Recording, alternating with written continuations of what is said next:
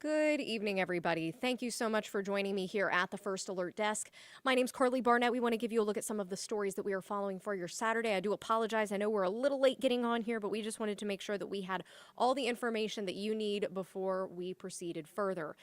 Really, the big story of yesterday that is following us into today are water main breaks. If you live in the city of Atlanta and you notice that your water pressure is a little bit low, this is why.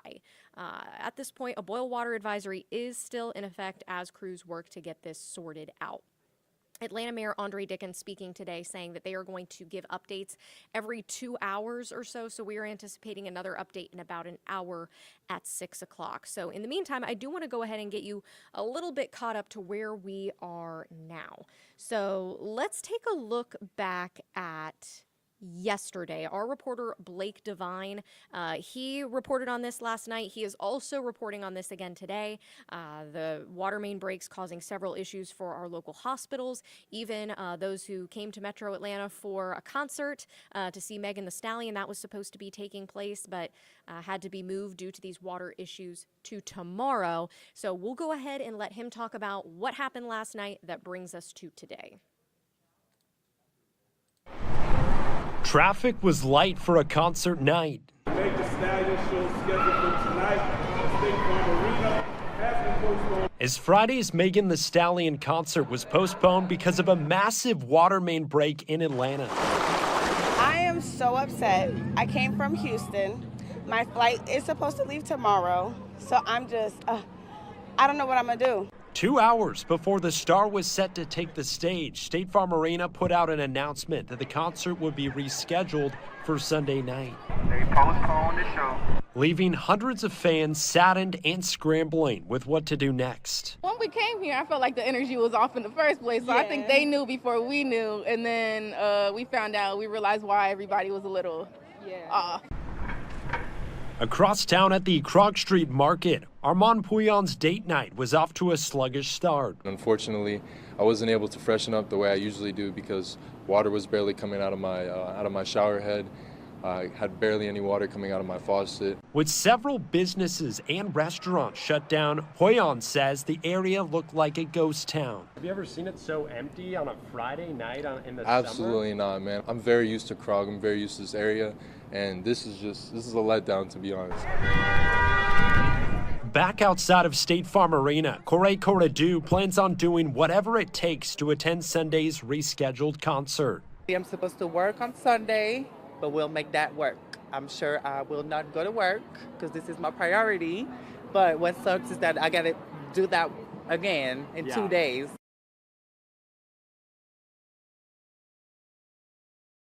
All right, taking you back out here live. So we have some video today near Joseph E. Boone. That was where we started initially having problems today. Here's some video here where they are getting that pipe out. So to update you what we know so far, this is after several water main breaks that disrupted service. Two occurring yesterday, two major ones, one near the intersection you see here of Joseph E. Boone Boulevard Northwest and J.P. Brawley Drive in the morning. Then there was another at 11th Street and West Peachtree Street during the evening. Now, interestingly enough here, the city said those two breaks are not connected. In a press conference today, Atlanta Watershed Commissioner Al Wiggins said the first and largest water main break broke due to age-related decay and corrosion. Crews have designed and are implementing a new fitting for that pipe, which is expected to take at least 3 hours. You saw them just a moment ago pulling that out of the ground. Then the system will have to be slowly repressurized. So right now there is no estimate for how long this could take. Crews are also working on repairing a second water main break at 11th Street and West Peachtree Street Northwest. So let's go ahead and take you to that video. This is in Midtown where that one is taking place. They say that it is a valve problem there that is preventing workers from cutting the water off and actually inspecting the damage. So at this point, officials still don't know how much these repairs are going to cost. They're also inspecting other water main intersections with what they call fragile setups to make sure that it doesn't fail as the water pressure starts to return. According to Wiggins, there are about 3,000 linear miles of water sewer infrastructure in Atlanta. which, to put that into perspective, that is longer than the distance from Atlanta to San Francisco. We also heard from Atlanta Mayor Dickens today about what he had to say about all this. We spoke with him during a press conference. He spoke for a good amount of time. I'm going to just play part of that for you now again, and we are anticipating another update here in a little less than an hour. Our businesses and visitors and just life in general. Let me just be clear that these people are working tirelessly. They are working as fast as humanly possible and as carefully as humanly possible to resolve this situation as quickly as possible. We have experienced a few setbacks in our timeline has been delayed for completion of all repairs. At this time, I cannot give you a definitive time when full water service will become available. Since 5 p.m. yesterday, city crews like the ones you see out here have been repairing water main breaks on a 48-inch line and a 36-inch transmission line right here on Joseph Boone and James P. Brawley. This is the line that has caused most of the outages and the low pressure that you've seen in downtown Atlanta and in our in-town areas and neighborhoods. And then we are also addressing a second major break, which is on 11th and West Peachtree. Department of Watershed Management's Commissioner Al Wiggins is here, and his entire team have really been working on all of the above non-stop overnight and throughout the day on these water breaks and trying to do all they can to get this resolved. As we work through this, we have mobilized additional resources, including our emergency management people, the Atlanta Fire Rescue Department, Atlanta Police Department, our Office of Constituent Services.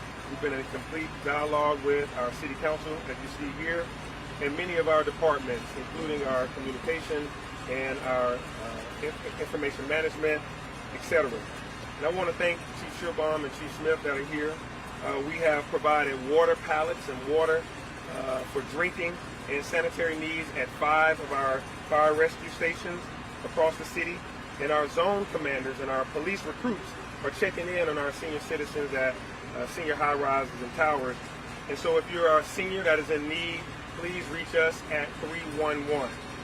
Please continue to follow the boil water advisories and check in on our elderly and our vulnerable neighbors that are in your community as we work through the repair process.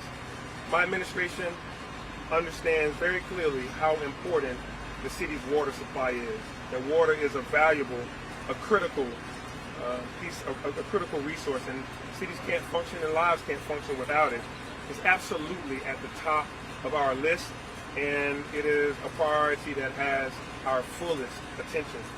We take this matter very, very seriously, and our whole team takes it very seriously. As you see us working on this, we apologize profusely for this disruption to life in the city of Atlanta. We will have regular updates going forward, telling exactly what's happening, what information we have. We'll have regular updates about what is happening and how that might affect you. And I will be candid that overnight we did not do the best job of communicating. We could have done a better job over the past day, and for that, I apologize in how we have not been able to give you as much up-to-date information as possible. But the crews are working. Now, I've been in direct conversation and contact with the COO, with the Commissioner of Department of Watershed Management, with the Chief and everybody as we get this situation to a resolution. The Department of Watershed Management, as well as the City of Atlanta's social media accounts, will have clear information on all channels moving forward. We will also have updates every 2 hours about this situation until it is 100% resolved. So you can expect that every 2 hours that you will get something digital, something written, or you will have us come before you directly on camera about things going forward. You can stay connected via social media, website updates, robocalls that you've seen through our Everbridge, or via text message. And you can sign up for Notify ATL by texting 888-777-2 Notify ATL. Again, 888-777, and you can type that to Notify ATL, or you can go to visit www.atlantagA.gov/notifyATL to be able to get our text messages and robocalls. As we will hold regular press briefings so the media can partner with us to ensure that all residents and visitors are getting this information on television, on radio, on social media. I know many of you are already looking ahead and wondering how we can avoid this situation going forward in the future. This is very old infrastructure. Let's be very clear about what we're dealing with. We're dealing with extremely old pipes that we want to continue to resolve these matters across the city by replacing old infrastructure. And we have reached out for help. We're looking for expertise from engineers and including other folks that are top of class engineers and people from the Southern Company, Georgia Power, who deals with outages and things all the time, to know how to resolve those and help the public get access to information and to get solutions resolved. So finally, I just want to thank the men and women of the Department of Watershed Management for working day and night, and the rest of the team members across the city of Atlanta. Everybody has been focused on this and working. I want to thank them for their work, and I also want to thank the citizens of Atlanta for your patience, for your understanding, but also for holding us accountable. We will get to the end of this. We are working diligently on it, and we're going to work, and we're going to get through this together. After I have the Chief Smith and Chief Shearbaum and also Commissioner Wiggins speak, then I'll come back and take questions. So at this time, I'll have Fire Chief Smith come and talk about the things that the fire department is doing. That was Atlanta Mayor Andre Dickens addressing the water main breaks that took place across Atlanta. Again, we are expecting another update here around 6 o'clock. They say they are going to provide updates every 2 hours until this problem is ultimately solved. In the meantime, though, there is a boil water advisory still in effect. If you've had low water pressure, no water pressure, and if you want more information, you can go to atlantanewsfirst.com. I'm going to play a little bit more video from you from today as well, just to let you know. You may be wondering, okay, so what is the impact of this? I mean, how much could this be affecting? And the answer is a lot. What it did was it shut down several buildings all across Atlanta, from offices to even the World of Coke, even the Georgia Aquarium.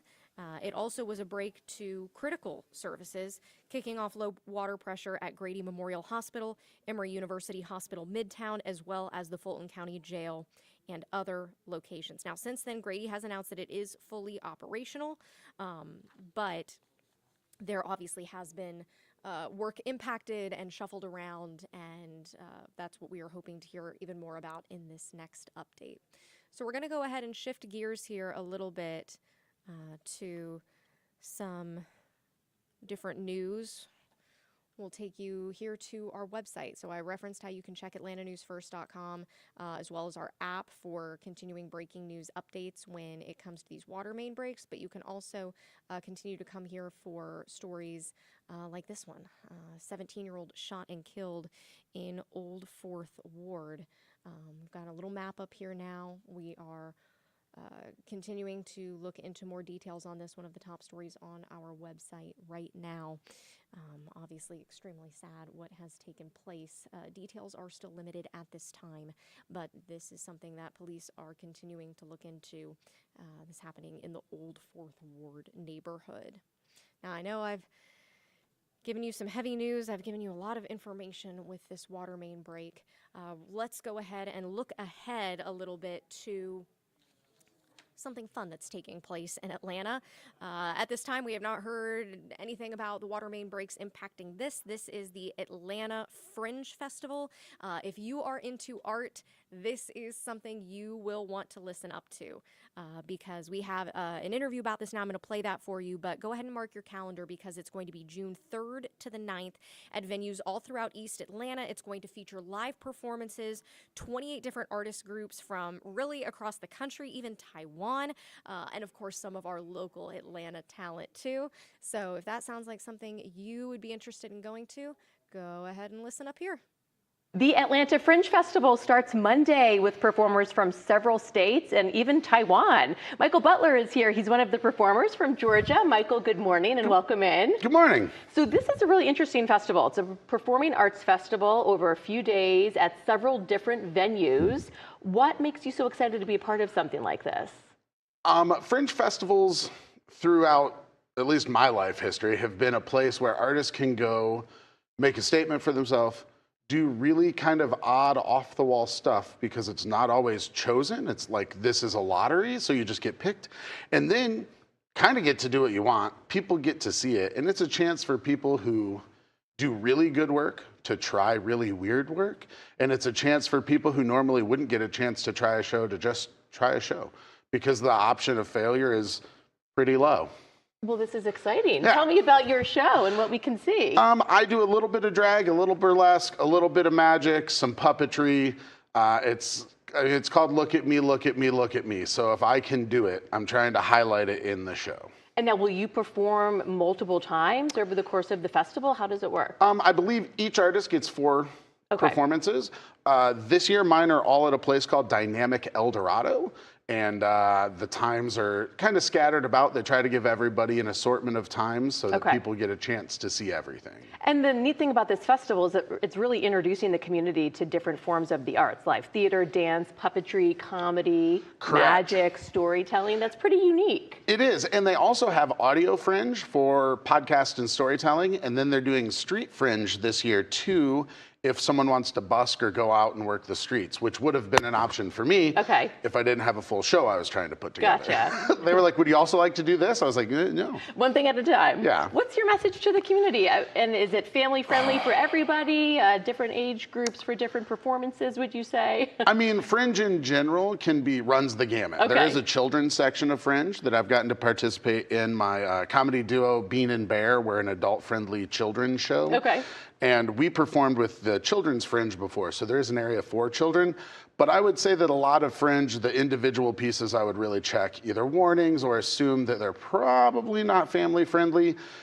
PG-13 and up tends to kind of be the... All right. Yeah. My show, personally, it depends on how poorly it goes. If it goes real poorly, I swear a lot. Gotcha. If it goes well, we have almost been no warned. swearing. We have been warned. We have all the details about the Atlanta Fringe Festival posted on AtlantaNewsFirst.com if you're interested in checking it out. And Michael, you have a little preview of some of the magic you do. Ooh, yes, magic What are we indeed. doing today? I found some cards in the green room, so I thought I'd do a card trick. You just had them laying around, Absolutely, is that right? absolutely. They keep your hands busy. As a magician, you have to always be prepared. So we'll see how I did today. Okay. This may not be a full deck, as I said, found it in the green room, but we're gonna have you take a random card. Tell me when to stop as I run my thumb down. All right, go ahead. Right there. I don't wanna see the card, take a look. Take a peek, see it? Okay. When you're ready, put it back. Go ahead and put it back right there. Oh, I put it in. I already put it in. Right there on top? No. Okay, then. Did I mess it up? No, it's fine. I'm magic. Watch. We snap our fingers. Did I mess it up? We say a little prayer for you. And one card comes to the top of the deck, the 6 of clubs, which I can tell is not your card. No. Oh, no. I don't like to be wrong twice. What are you doing? Do me a favor. Make a little prison for him. Uh-oh. Yeah, just hold on to that. What was your card? Do you remember? It was you want to know? Yes, please. Jack of clubs. Oh, man. Jack of clubs. Look at that. Close. Hold on. We can do something with this because the Jack of clubs is known as the great imposter. Okay. Because sometimes he looks like the 6 of clubs. What? So what's in your hand then? Okay. The Jack of clubs. Pretty good, right? What are you doing right now? Oh, it's magic. Michael. No, that's right here. Yeah, let me have those. Watch this. Do you believe in the healing power of organic foods? Sure. You do? Now I do. Great. Hold out your hand. Say, I believe. I believe. In the healing power of organic foods. In the healing power of organic foods. Jalapeno. Jalapeno. Cheddar cheeses. Cheddar cheeses. Almonds. Almonds. Be healed. Be healed. Oh my goodness. Look at this. Are you kidding me Ta-da! right now? Are you kidding me right now, There Michael? you go. And I don't do that in my show, so you can come to my show and see bigger things. Whoa. Okay. Absolutely. This is incredible. My mind is blown. We'll be right back after this. Thank you so much, Thank Michael. you. This was fun. Yay.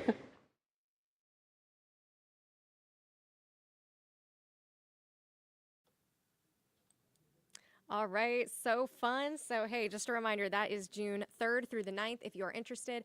As always, we have more on all of these stories on AtlantaNewsFirst.com and through our Atlanta News First app. We don't have an early newscast tonight, but you can join us at 10 on Peachtree TV and 11 on WANF, where we will continue to keep you updated on all of the developments when it comes to these water main breaks. So, in the meantime, stay safe, take care. You can also join us back here on the First Alert desk at 8. We are hoping to have more updates for you by then. That is also when you can join First Alert meteorologist Cutter Martin. He will have an update on your weekend weather and how you can go ahead and plan for your Sunday.